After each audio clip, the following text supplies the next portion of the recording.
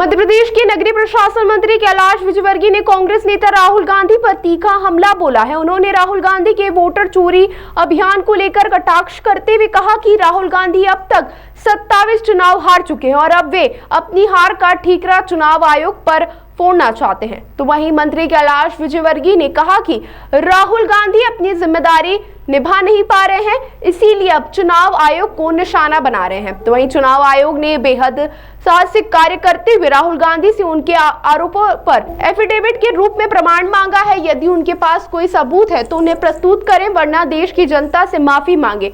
उन्होंने आगे कहा कि देश की आजादी के बाद यह पहला मौका है जब इतना गैर जिम्मेदार विपक्ष देखने को मिल रहा है। उन्होंने राहुल गांधी के व्यवहार पर भी सवाल उठाया और कहा कि उनकी बयानबाजी से लगता है कि वे मानसिक रूप से संतुलन खो चुके हैं।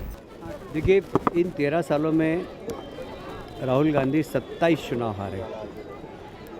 अब वो हार का ठीकरा दूसरे के ऊपर फोड़ना चाहते हैं। उनके नेतृत्व को नहीं फोड़ना चाहते, उनके नेतृत्व की जिम्मेदारी नहीं लेना चाहते। अपनी विचारधारा कांग्रेस की उस पर नहीं फोड़ना चाहते। और वो किस पर फोड़े? तो चुनाव आयोग सबसे गरीब संस्था है, चुनाव आयोग को फोड़ दिया।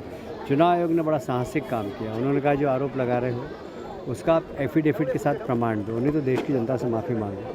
उन्होंने प्रमाण नहीं दिया और न देश की जनता से माफ़ी मांग रहे। मुझे लगता है कि इतना गैर जवाबदार विपक्ष पहली बार देखा है स्वतंत्रता के बाद, जो अपनी जवाबदारी महसूस नहीं कर रहा है, जो देश को बदनाम करने के लिए आज दुनिया का सबसे बड़ा प्रजातंत्र हमारा देश, और उसके वाई होती है। और इलेक्शन जिस प्रकार हमारे यहाँ निष्पक्ष होते हैं उसकी पूरी दुनिया सराहना करती है। पर हारते हारते मुझे लगता है राहुल गांधी थक गए हैं और इसलिए उनका मानसिक संतुलन बिगड़ गया है। और इस प्रकार की वो जो व्यवहार कर रहे हैं, जो बयान दे रहे हैं, मुझे लगता है कि एक स्वस्थ मस्तिष्क का व्यक्ति इस प्रकार का बयान और इस प्रकार की हरकत